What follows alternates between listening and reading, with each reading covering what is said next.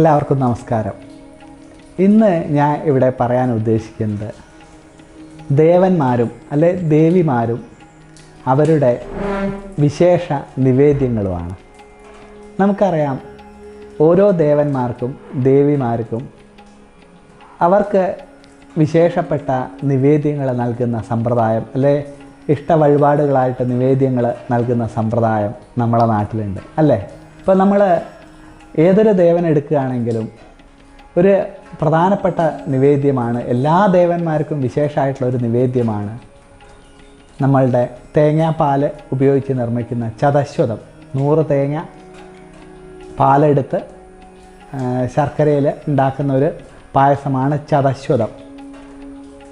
ചതശ്വതം എന്ന് പറയുമ്പോൾ ശതശ്വതം എന്നാണ് ശരിക്കും, കാരണം ശതം എന്ന് പറഞ്ഞാൽ 100 അത് പറഞ്ഞ് ചതശ്വതം എന്നുള്ള രീതിയിലേക്ക് ആയിട്ടുണ്ട്. അത് എല്ലാ ദേവന്മാർക്കും ഒരു വിശേഷ നിവേദ്യമാണ്. അതുപോലെ തന്നെ പാൽപ്പായസവും എല്ലാ ദേവന്മാർക്കും വിശേഷ നിവേദ്യമായിട്ട് പറയാറുണ്ട്. എന്നിരുന്നാലും ഓരോ ദേവനും ദേവിമാർക്കും വിശേഷ നിവേദ്യങ്ങൾ എന്തൊക്കെയാണെന്ന് നമുക്ക് നോക്കാം. ഗണപതിക്ക് മോദകം വളരെ വിശേഷമായിട്ടുള്ള ഒരു നിവേദ്യമാണ്. പയറ് വേവിച്ച് അതിൽ ശർക്കരയും തേങ്ങയൊക്കെ ചേർത്ത് ഉണ്ടാക്കുന്ന ഒരു നിവേദ്യമാണ് മോദകം, ചെറുപയർ. പിന്നെ മഹാവിഷ്ണുവിനെ നോക്കുകയാണെങ്കിൽ പാൽപ്പായസം മഹാവിഷ്ണുവിന് വളരെ വിശേഷമായിട്ടുള്ള നിവേദ്യമാണ്. കദളിപ്പഴവും വെണ്ണയും നിവേദിക്കുന്ന പതിവുമുണ്ട്. ഭദ്രകാളിയാണെങ്കിൽ ഇരട്ടിപ്പായസം, വിശേഷപ്പെട്ട ഒരു നിവേദ്യമാണ് ഭദ്രകാളിക്ക് ഇരട്ടിപ്പായസം. പിന്നെ ഒറ്റയപ്പം, ഉണ്ണിയപ്പം, അട, ഇതൊക്കെ എല്ലാ ദേവന്മാർക്കും വിശേഷമാണെങ്കിലും ഗണപതിക്കും ഭഗവതിക്കും ഒക്കെ കൂടുതൽ വിശേഷമാണ്. അയ്യപ്പനും വിശേഷമായിട്ട് പറയും. അയ്യപ്പനും കടുംപായസം വിശേഷമായിട്ട് പറയും. പിന്നെ തേങ്ങ ചിരവി, നാളികേരം ചിരവിയിട്ടുള്ള പായസം അയ്യപ്പന് വിശേഷമായിട്ട് പറയും. എള്ള് പായസം ശനിപ്രധാനമായിട്ടുള്ള ദേവന് നിവേദിക്കുന്ന ഒരു പതിവുണ്ട്. കൂടാതെ സുബ്രഹ്മണ്യ സ്വാമിക്കാണെങ്കിൽ ഏറ്റവും പ്രധാനപ്പെട്ട ഒരു നിവേദ്യമാണ്, നമുക്കറിയാം, സുബ്രഹ്മണ്യ സ്വാമിക്കാണെങ്കിൽ പഞ്ചാമൃതം ഏറ്റവും പ്രധാനപ്പെട്ട ഒരു നിവേദ്യമാണ് സുബ്രഹ്മണ്യ സ്വാമിക്ക്. പിന്നെ നാഗത്തേവർക്കാണെങ്കിൽ വിശേഷമായിട്ട് നമ്മൾ നിവേദിക്കുന്ന ഒരു കാര്യമാണ് മഞ്ഞച്ചോറ്. അതായത് വെള്ള നിവേദ്യത്തിൽ മഞ്ഞൾ ചേർത്ത് മഞ്ഞച്ചോറാക്കി നിവേദിക്കുന്ന ഒരു രീതിയുണ്ട്. പാൽപ്പായസം പഞ്ചസാര ഇടാണ്ടൊക്കെ നാഗത്തേവർക്ക് നിവേദിക്കും.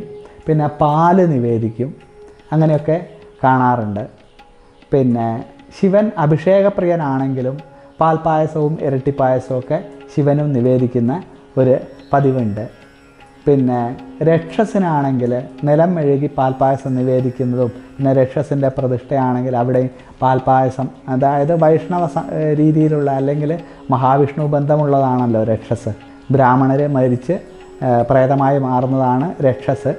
അപ്പോൾ രക്ഷസിന് മഹാവിഷ്ണു ബന്ധമായിട്ട് കരുതുന്നതുകൊണ്ട് പാൽപ്പായസം നിവേദിക്കുന്ന രീതിയുണ്ട്. പിന്നെ അതുകൂടാതെ നരസിംഹമൂർത്തിയാണെങ്കിൽ പാനകം നിവേദിക്കുന്ന രീതിയുണ്ട്. അങ്ങനെ ഓരോ ദേവനും വ്യത്യസ്തമായ വിശേഷ നിവേദ്യങ്ങളുണ്ട്. ഇനി ഇതൊക്കെ ആണെങ്കിലും ഓരോ ദേശത്തിനനുസരിച്ച് വ്യത്യസ്തമായ ആ ദേശത്തെ പ്രാധാന്യമുള്ള നിവേദ്യങ്ങൾ വേറെയുണ്ട്. കാരണം എന്താണെന്ന് വെച്ചാൽ നമ്മളിപ്പോൾ കേരളത്തിലെ സമ്പ്രദായം ഇതൊക്കെ പറഞ്ഞത്.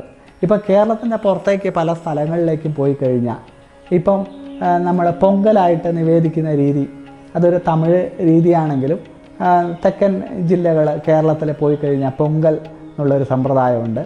അത് ഈ വെള്ള നിവേദ്യം ശർക്കരയൊക്കെ ചേർത്ത് പായസം പോലെയാക്കി അങ്ങനെ ഒരു നിവേദ്യമുണ്ട്. പിന്നെ ഇപ്പോൾ ഉദയനാപുരത്ത് സുബ്രഹ്മണ്യ സ്വാമിയുടെ അടുത്ത് പോയി കഴിഞ്ഞാൽ ഓലൻ നിവേദിക്കുന്ന ഒരു രീതിയുണ്ട്.